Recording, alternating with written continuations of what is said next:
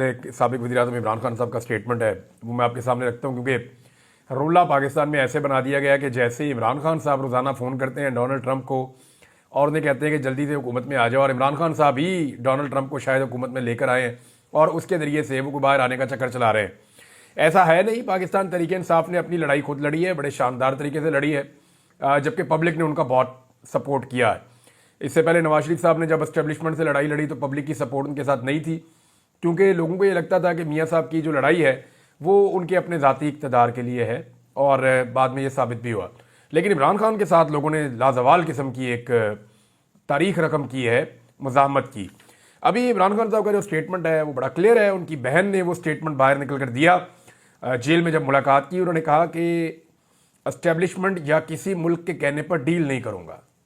Adiala jail के बाहर अलीमा खान साहिबा ने बताया कि इमरान खान ने कहा कि अदलिया का मजाक बना दिया गया है, मैं हर केस लड़ूंगा, जब केसेस लड़ रहा हूं तो मुझे डील करने की ज़रूरत क्या है। 2.5 साल से मैं केसेस लड़ रहा हूं, मेरे केसेस जो है वो मनतकी अंजाम तक पहुंच गए हैं, तो अब मैं एस्टेब्लिशमेंट के कहने पर या किसी और मुल्क के कहने पर डील क्यों करूं, मैं डील नहीं करूंगा।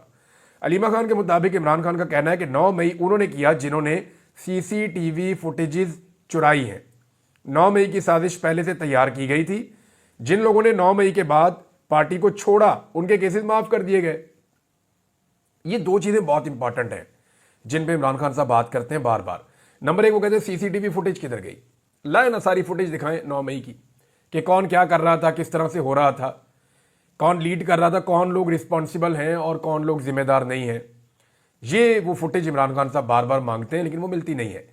अब आप ये देख लीजिएगा, मैं आपको पहले दिन से कह रहा हूं कि 26 नवंबर की CCTV फुटेज इस्लामाबाद की बहुत इंपॉर्टेंट है, लेकिन एक वक्त आएगा कि पता चलेगा कि वो फुटेज नहीं है और इसको अनाउंस कर दिया जाएगा, एक वक्त आएगा। अच्छा, इमरान खान साहब ने कहा जिन लोगों ने, दूसरा जो इंपॉर्टेंट नुकता है वो बहुत बड़ा, बहुत डिस्कस हुआ पाकिस्तान में, जिन लोगों ने पार्टी छोड़ दी वो कैसे हो सकता है कि वो बेगुनाह हो गए। यानी एक आदमी ने एक जुर्म किया है, भाई उसको जुर्म की सजा तो होनी है ना।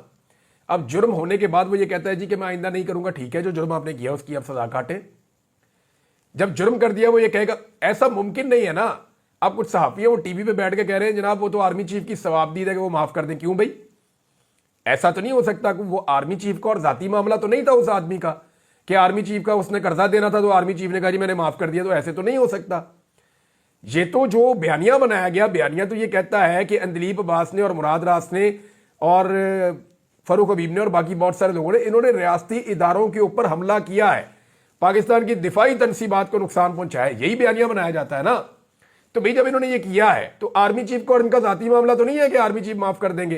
भाई कानून के मुताबिक कार्रवाई तो होगी, केस तो चलेगा, फैसला तो आएगा, लेकिन उनमें से कुछ भी नहीं हुआ। ये लोग ऐਵੇਂ इधर उधर की बातें करते हैं। मामला यह था कि एक पॉलिटिकल पार्टी को दबाना था, उस पॉलिटिकल पार्टी को सियासी तौर पर नुकसान पहुंचाना था, और उसके लिए 9 मई को बतौर वेपन इस्तेमाल कर दिया गया। 9 मई के जो असल मुल्जिमान हैं वो किधर हैं? उनको सजाएं होनी चाहिए, क्यों नहीं होनी चाहिए? जो गलत हुआ वो गलत हुआ, लेकिन जो गलत नहीं हुआ उसको तो आप गलत नहीं कह सकते। मिसाल के तौर पे 9 मई के ऊपर अगर एक जुडिशियल इंक्वायरी होती है तो पता चल जाए जिम्मेदारान कौन है, उनको सजा मिल जाए या अदालतों से सजाएं मिल जाए। अब जो बंदा कहेगा मैं पीटीआई के साथ हूं वो 9 मई की सजा काटेगा, और जो बंदा कहेगा मैं पीटीआई के साथ नहीं हूं वो 9 मई की सजा नहीं काटेगा। तो इसका मतलब है ये तो सियासी मामला है सारा। अगर ये सियासी ना होता, कानून का और इंसाफ का मामला होता, तो फिर तो सबको सजा मिलती। तो पीटीआई के साथ वाबस्तगी होना या ना होना 9 मई में सजा देने या ना देने का तयन करता है। ये नाइंसाफी है जिसके ऊपर इमरान खान साहब बार बार जिक्र करते हैं। फिर इमरान खान साहब ने कहा कि 26 नवंबर को लातादाद लोग मिसिंग हैं, लाल मस्जिद की तरह लाशें दफनाई गई हैं। आप मुल्क की सरहदों की फिक्र करें। 2 मुतालबात हैं, 9 मई और 26 नवंबर पर जुडिशियल कमीशन बनाए जाएं और बेगुनाह कैदियों को रिहा किया जाए। ये 2 मुतालबात हैं। इमरान खान की हमशीरा ने मजीद कहा कि इमरान खान ने कहा कि वो बनी गाला हाउस में अरेस्ट पर नहीं जाएंगे। तोशाखाना 2 केस भी तोशाखाना के पहले केस जैसा ही है। अलकादर यूनिवर्सिटी केस में 6 तारीख को इमरान खान को सजा सुनानी है, यानी उन्हें पहले से पता है कि अदालत ने 6 तारीख को सजा ही सुनानी है। फैसला जो महफूज किया हुआ उसमें इमरान खान साहब बाइज्जत बरी होने नहीं जा रहे। 6 तारीख को अलकादर यूनिवर्सिटी वाले केस में इमरान खान साहब को सजा सुनाई जाएगी, इतना कंफर्म है उनकी फैमिली भी। अलकादर केस और तोशाखाना 2 आला अदालतों में खत्म हो जाएंगे اور عمران خان صاحب نے کہا جی میں نے تو اپنے سارے کیسز لڑ لیے, میرے میکسیمم کیسز ختم ہو گئے, 95% کیسز جیتنے کے بعد میں ڈیل کیوں کروں. اس ملک میں ڈیل کو ایک گالی سمجھا جاتا ہے, اور جس نے ڈیل کی ہے اس نے بعد میں بھگتا بھی ہے. تو عمران خان نے صاف کہہ دیا جی میں ڈیل نہیں کرنا, چاہے مجھے کوئی بھی کہے گا, میں کسی قسم کی ڈیل کے لیے تیار نہیں ہوں. اچھا, اس پہ ایک اسٹیٹمنٹ آیا اور یہ شیخ وقاص اکرم صاحب نے دیا, اور کیونکہ ابھی بڑا بیانیہ بنایا جا رہا ہے اور جماعت اسلامی کو استعمال کیا گیا ہے. حافظ نعیم الرحمان صاحب انتہائی معذرت کے ساتھ وہ اسٹیبلشمنٹ کے ہاتھوں میں استعمال ہو گئے, اور انہوں نے جیل میں قید ایک قیدی سے, جس نے پاکستان کی تاریخ میں سب سے کھل کر بطور وزیر اعظم فلسطینیوں کا ساتھ دیا, جس نے اسلام و فوبیا کے خلاف آواز اٹھائی, جس نے پوری دنیا میں ناموس رسالت کے لیے آواز اٹھائی, جس نے پاکستان میں وہ تمام اقدامات اٹھائے جس پہ جو اینٹی اسلام قوتیں ہیں انہیں تکلیف پہنچی, اس آدمی کو وہ چیلنج کر رہے ہیں حافظ نعیم الرحمان صاحب جماعت اسلامی کے کہ تو جیل میں بیٹھ کے مجھے یہ ثابت کر کہ تیرا ایمان ٹھیک ہے. اور جو لوگ باہر بیٹھے ہوئے ہیں جن کو جعلی حکومت کے اندر لا کے بٹھایا گیا ہے, ان سے حافظ نعیم الرحمان صاحب سوال کرنے کی جرت نہیں کر رہے. یہ بڑی باریک واردات ہے. اس وقت پاکستان کی حکومت اور پاکستان کے ادارے ایک مشن پر ہے کہ کسی طرح سے بھی عمران خان صاحب سے کچھ ایسے معاملات کروائے جائیں اور کیے جائیں جن کے ذریعے سے ایک نیا بیانیہ ڈیولپ کیا جائے پاکستان کے اندر اور پاکستان کے باہر اور. لیکن یہ جو دور ہے نا, یہ سوشل میڈیا کا دور ہے, آپ جو مرضی کر لیں آپ پکڑے جائیں گے. تو باریک واردات کے لیے حافظ نعیم الرحمان صاحب کو استعمال کیا گیا. عمران خان صاحب کا موقف بڑا کلیئر ہے, وہ یہ کہتے ہیں سوال ہی پیدا نہیں ہوتا میں اسرائیل کو تسلیم کروں, میں اپنے اللہ کو بھی جا کے جواب دینا ہے. عمران خان صاحب نے خود بتایا کہ میرے اوپر بہت دباؤ ہے لیکن میں نے اسرائیل کو تسلیم نہیں کیا. حافظ نعیم الرحمان کیوں نہیں نام لیتے جنرل باجوہ کا, اور نے کیوں نہیں کہتے کہ حلف لے کر بتاؤ کہ آپ صحافیوں کے ساتھ کیا باتیں کرتے تھے. جنرل باجوہ سے کیوں نہیں پوچھتے, ابھی جو موجودہ آرمی چیف ہیں یا اسٹیبلشمنٹ ہے یا موجودہ جو حکومت ہے ان سے کیوں نہیں پوچھتے کہ کیوں مارتے ہیں لوگوں کو جب وہ لوگ نکلتے ہیں اسرائیل کے خلاف احتجاج کرنے کے لیے یا فلسطینیوں کے حق میں احتجاج کرنے کے لیے. آپ کی اپنی جماعت کے سینیٹر مشتاق احمد کے ساتھ کیا کچھ نہیں کیا, اس کے اوپر تو آپ نہیں بولے. بہرحال وہ ایک باریک واردات تھی لیکن پکڑی گئی, اور جب باریک واردات پکڑی جاتی ہے تو جس کی پکڑی جاتی ہے وہ بہت بری طرح پھنس جاتا ہے. یہاں پہ شیخ وقاص اکرم صاحب کا اسٹیٹمنٹ ہے, اور انہوں نے یہ کہا کہ سابق وزیر اعظم عمران خان نے اپنے سیاسی حریفوں کی طرح ڈیل کے لیے کبھی بھی غیر ملکی مداخلت پر انحصار نہیں کیا. آصف علی زرداری اور نواز شریف کا حوالہ دیتے ہوئے انہوں نے کہا کہ ماضی میں قید سے بچنے اور ملک چھوڑنے کے لیے انہوں نے معاہدے کیے ہیں. اور انہوں نے کہا وزیر دفاع خواجہ آصف اور chairman Peoples Party Bilawal Zardari کی جانب سے لگائے گئے الزامات کے جواب میں دونوں رہنما توجہ حاصل کرنا چاہتے ہیں اور میڈیا کوریج کے لیے عمران خان کے خلاف بیانات دے رہے ہیں. اچھا, ایک چیز اور ہے, عمران خان صاحب کو جب نواز شریف کے بارے میں پوچھا گیا نا, ابھی وہ تفصیلی جو آئیں گی خبریں میں آپ کو اگلے ویلاگ میں شیئر کروں گا کہ جی وہ خواہشات آ رہی ہیں جی کہ آپ نواز شریف اور زرداری اکٹھے بیٹھ جائیں, تو عمران خان نے کہا نواز شریف تو 12واں کھلاڑی ہے, اس کی تو سیاست فارغ ہو گئی ہے, وہ اب عام فیصلے کیسے کر سکتا ہے. اب آپ اندازہ کریں کہ عمران خان صاحب کا جیل میں کانفیڈنس کتنا ہے. یہاں لوگوں نے نواز شریف کو مہاتما بنایا ہوا ہے. حالت نواز شریف کی یہ ہے کہ وہ یاسمین راشد صاحبہ سے الیکشن ہار گئے, حالانکہ ان کو پروٹوکول دے کر پاکستان میں لایا گیا. پاکستان کی ساری اسٹیبلشمنٹ ان کے ساتھ تھی, سارے اداروں نے مل کر ان کو الیکشن جتوانے کی کوشش کی, لیکن نواز شریف اپنے دونوں حلقے ہار گئے, اور پھر ان کو جعلی پرچی پکڑا دی گئی فارم 47 کی. جناب یہ لیں, آپ ایک کینسر کی پیشنٹ جیل میں قید خاتون سے ہم نے آپ کو زبردستی جتوا دیا ہے, یہ تمغہ لگا کے ساری زندگی اب پھرتے رہنا. تو 12واں کھلاڑی بھی عمران خان صاحب نے جو ہے وہ بڑا رعایت کر دی میاں نواز شریف صاحب کے ساتھ. وہ تو ٹیم میں ہی سلیکٹ نہیں ہوئے بیچارے, سلیکشن کے اندر ہی فارغ کر دیا لوگوں نے کہ جناب یہ تو پلیئر نہیں ہے, کبڈی کا پلیئر ہے, اس کو کدھر کرکٹ کے اندر آپ لے کر آ رہے ہیں. لہذا میاں نواز شریف صاحب جو ہے وہ تو کافی حد تک فارغ ہے, اور عمران خان صاحب کی جیل کے اندر سے بیٹھ کے اسٹیٹمنٹ سے آپ کو اندازہ ہو جانا چاہیے کہ عمران خان صاحب میاں نواز شریف صاحب کو ابھی کیا سمجھتے ہیں. بہرحال شیخ وقاص اکرم نے کہا کہ یہ عمران خان صاحب کو کبھی کہتے ہیں یہ اسرائیل کا اثاثہ ہے, یعنی کبھی یہ کہتے ہیں کہ یہ یہودی ایجنٹ ہے, کبھی یہ کہتے ہیں جی یہ طالبان کا ایجنٹ ہے.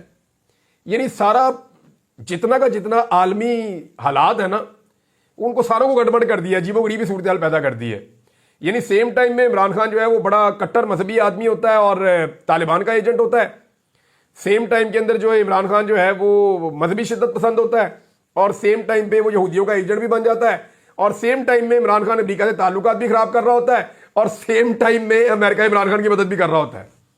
یعنی میری سمجھ سے باہر ہے کہ ان کی عقل گھاس چڑھنے گئی ہے. یہ ایک بریفنگ میں یا ایک میٹنگ میں جاتے ہیں, ایک گیدرنگ میں جاتے ہیں, کوئی اور بات کرتے ہیں, دوسری میں جاتے ہیں کوئی اور بات کرتے ہیں. اصل میں عمران خان نے ان کو ذہنی مریض بنا دیا. یہ آلموسٹ پاگل ہو گئے ہیں. انہیں سمجھ نہیں آ رہی کہ ایک آدمی اتنی مزاحمت کیسے کر سکتا ہے, اتنا سخت کیسے ہو سکتا ہے. ہمارے سیاستدان تو بڑے نرم نرم لوگ ہوتے ہیں, چار چپیڑوں میں مان جاتے ہیں, تھوڑی سی قید کے اندر ان کی پین بول جاتی ہے. لیکن یہ کہاں سے آ گیا؟ آؤٹ آف دا سلیبس آ گیا.